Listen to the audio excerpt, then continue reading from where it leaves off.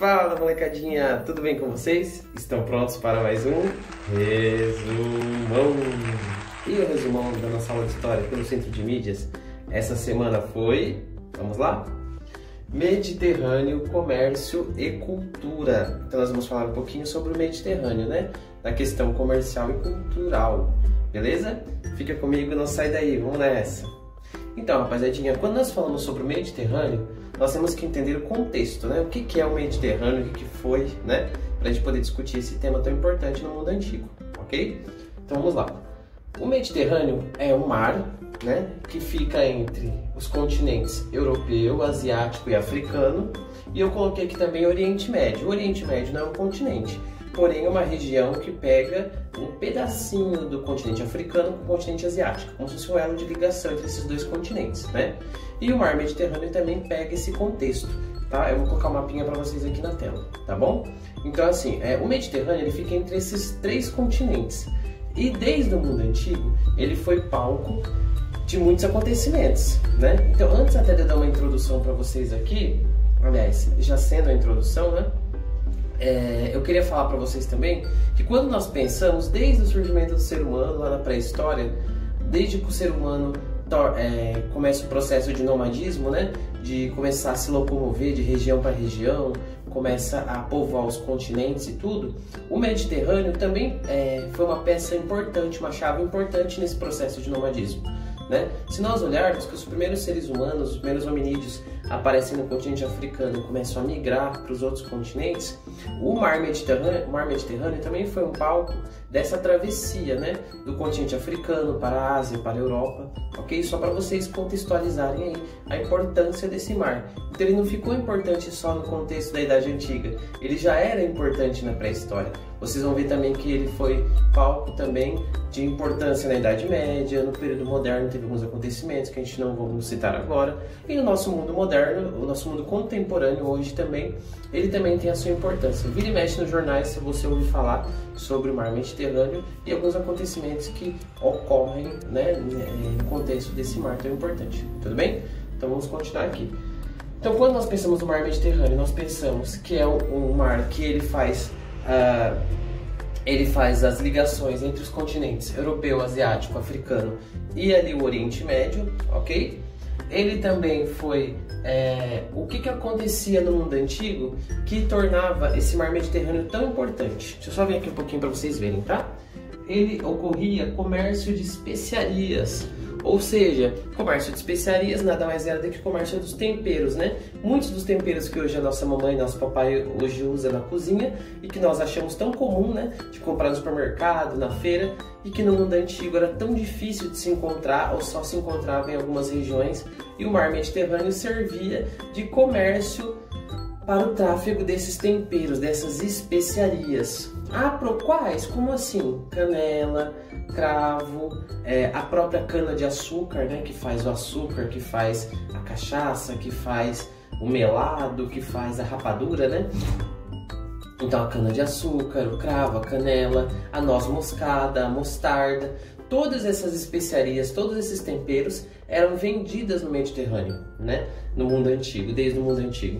Então, por exemplo, se só na Índia se encontrava cana-de-açúcar e lá na Europa se já tinha se percebido a importância da plantinha lá da cana-de-açúcar para fazer açúcar e outras coisas, então os europeus passavam pelo Mediterrâneo para poder chegar à Índia, né? Também faziam por terra esse tráfego, mas principalmente pelo Mediterrâneo para poder encontrar os comerciantes. Também se vendiam tapetes, se vendiam ouro, prata, todos os tipos de pedras preciosas também no Mediterrâneo. Também teve questões de escravidão, né? Então se vendiam pessoas também no Mediterrâneo, ok? Mas vamos focar aqui no contexto do comércio de especiarias, ok? Só que todo esse processo comercial também gerou algumas disputas, correto? Então nós vemos aqui que o mar Mediterrâneo também foi palco de disputas, né?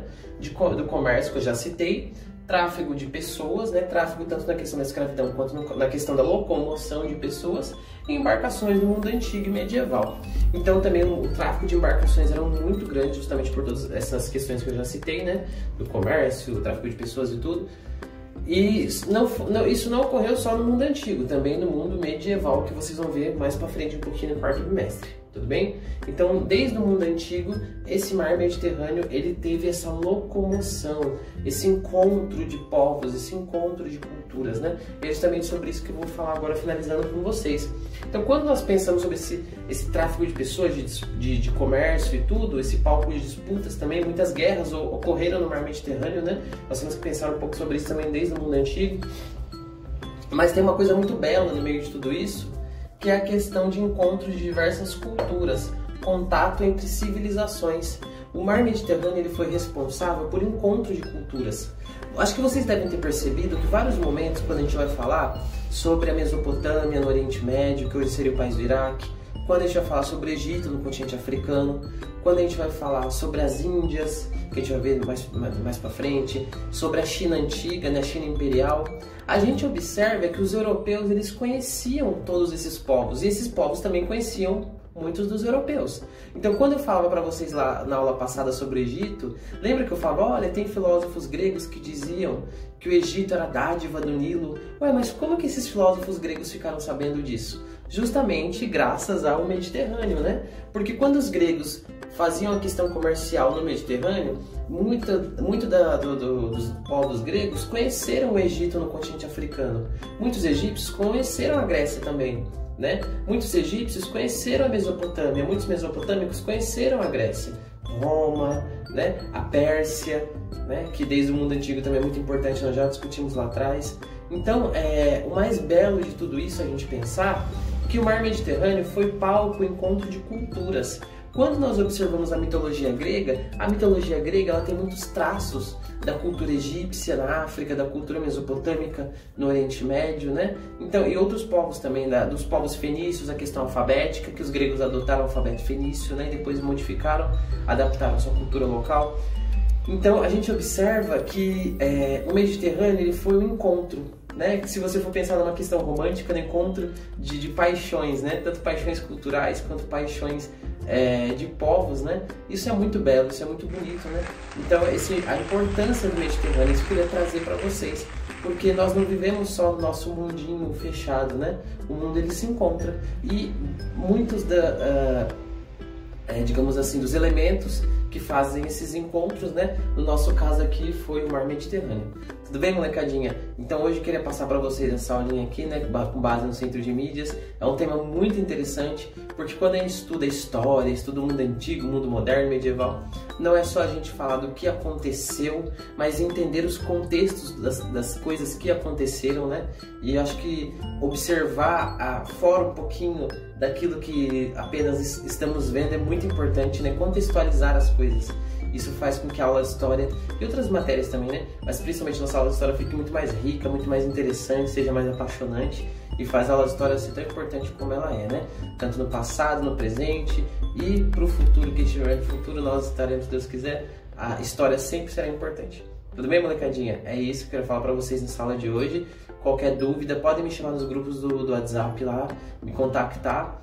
E é isso aí. E como eu sempre falo para vocês, até o devido momento, né? Hashtag fique em casa, ainda não é o momento de sair, né? Se Deus quiser, logo logo já poderemos começar a nos vermos novamente, né? No ambiente escolar. E se for necessário sair por enquanto, em algum momento, hashtag use a máscara. Tudo bem, molecadinha? É isso aí, fiquem com Deus, até mais. Tchau, tchau, abraço.